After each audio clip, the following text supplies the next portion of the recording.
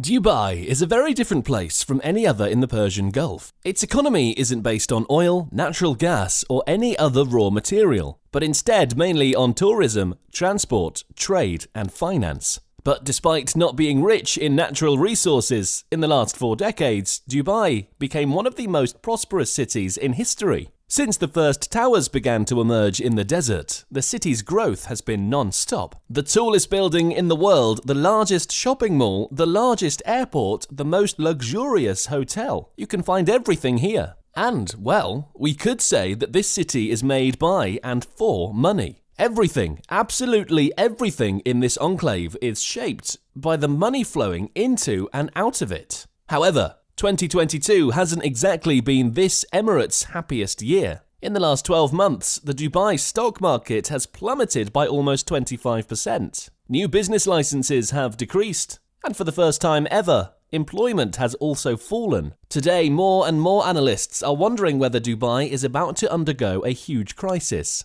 And this is what we'll uncover in today's video. Before we do, please make sure you like this video and subscribe to the channel. Why is Dubai collapsing? While much of the Arab world is facing a great deal of chaos, economic crises, political crises, and violence, Dubai is very busy developing 3D printers, theme parks, air taxi services, and even working to send a probe to Mars within just 3 years. But 2018 hasn't been a very good year. A lot of businesses that are catering for the expats in Dubai, which make up more than 90% of the population, such as foreign schools, have been closing their doors in the past years. Moving companies show one clear trend: more people are leaving than arriving. And although the construction pace is still in full swing, it's becoming increasingly clear that many of these new buildings are half-empty apartments, offices, hotels, and shopping centres. Getting to official statistics isn't easy, but what happens when there's more supply than demand? Prices drop, right? Well, that's precisely what's happening. And not only that,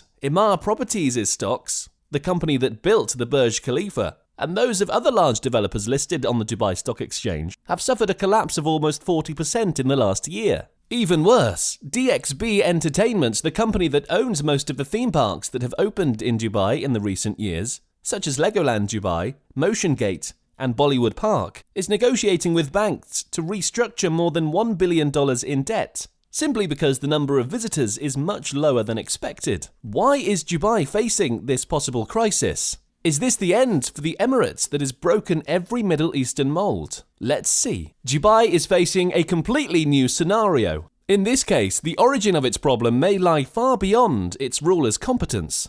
Allow me to explain. Dubai is perhaps the most famous emirate in the United Arab Emirates, but it's Abu Dhabi that has the oil, money, and power. In fact, even though Sheikh Mohammed bin Rashid governs Dubai, it's this man here, Mohammed bin Zayed, the Crown Prince of Abu Dhabi, who de facto rules all the United Arab Emirates. Well, the key to Dubai's huge success was becoming something like the Switzerland of the Middle East, a very free space with the utmost legal security, and the one most open to the rest of the planet. And, of course, low taxes. However, now some of these things are being questioned. In the last 2 to 3 years, the United Arab Emirates government has adopted a very active foreign policy. Prince Mohammed bin Zayed has completely aligned his views with the Saudi Crown Prince Mohammed bin Salman, especially on 2 fronts: Qatar and Iran. On the one hand, both countries have led the blockade against Qatar, a country that had very close ties with Dubai. In fact, many international companies settled in Dubai and their executives traveled to and from Doha.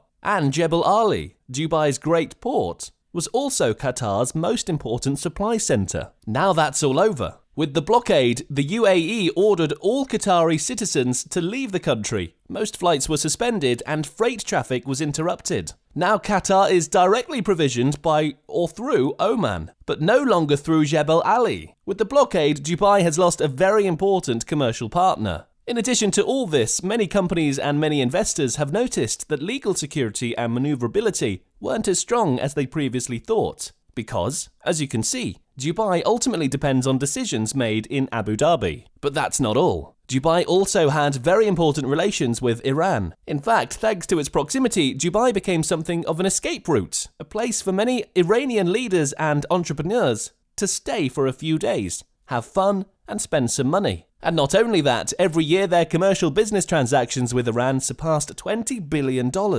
But now, because of US sanctions and the growing diplomatic conflict between Riyadh and Tehran, this trade is shrinking by leaps and bounds. The ships that used to send goods every week now go once a month. In other words, in just over a year, Dubai has lost 2 of its largest trading partners due to decisions made in Abu Dhabi. And do you think that's all? Well, it's definitely not. Just as Dubai became a sort of playground and second safe zone for Iranians, the same thing happened with Saudi citizens and businessmen. Of course, given all the restrictions that Saudi Arabia has. For the Saudis, Dubai is an oasis of freedom and safety. Well, when the Saudi prince, Mohammed bin Salman, unleashed his war against corruption, or a move to consolidate his power, and locked up or kidnapped dozens of Saudi businessmen and senior officials, the Arab Emirates Central Bank demanded all banks operating in the country to give Riyadh all the information they had on detainees' accounts. And they delivered all this information even when they hadn't been charged, information that, of course, Riyadh used to get money from all the businessmen who had to buy their freedom with their checkbooks. That way, the Saudi businessmen, who thought that Dubai was the true Switzerland of the Middle East, realized that this wasn't quite so. Yes, in Dubai, there's legal security and your savings are safe, but not the information with which the autocratic Saudi government can extort you. Do you see where the problem is? Well, due to these reasons and others, the Dubai financial industry is also suffering. But no, we haven't yet reached the end of the list. The shocking discoveries don't stop here. The dropping oil prices in recent years have affected the purchasing power of many of the people who spend their money in Dubai. A lower oil price means less income, and that, as we've seen, has meant that some countries like Saudi Arabia have had to make many cuts. And finally, there's another factor that depends on Dubai itself. In a certain way, the city runs the risk of becoming a victim of its own success. Yes, you heard that right. Thanks to Dubai's huge success, its prices have skyrocketed, especially real estate prices. And Dubai has very low taxes. But the state gets many resources through building licenses, which hasn't helped either. To all of this, we add the fact that many Middle Eastern countries, to reduce their dependence on oil, have launched plans to copy Dubai by giving many advantages to their investors, resulting in the fact that Dubai has lost its appeal to international companies in recent years. Anyway, as you now see, these are the roots of the problem. Abu Dhabi, Qatar, Iran, and the cost of its own success has decreased this Emirate city's attractive oasis status. But what many of you may be wondering is, what now? Even though its economy is expected to grow by just over 2% in 2023, as you can see, Dubai isn't going through the best of times. However, this doesn't mean everything is lost. Not at all. In spite of everything, this city emirate continues to be an oasis in the desert, and its government seems to have a clear idea of the keys to its success. Therefore, what Sheikh Mohammed bin Rashid's government is doing now is trying to make Dubai's economy even more competitive with its neighbours.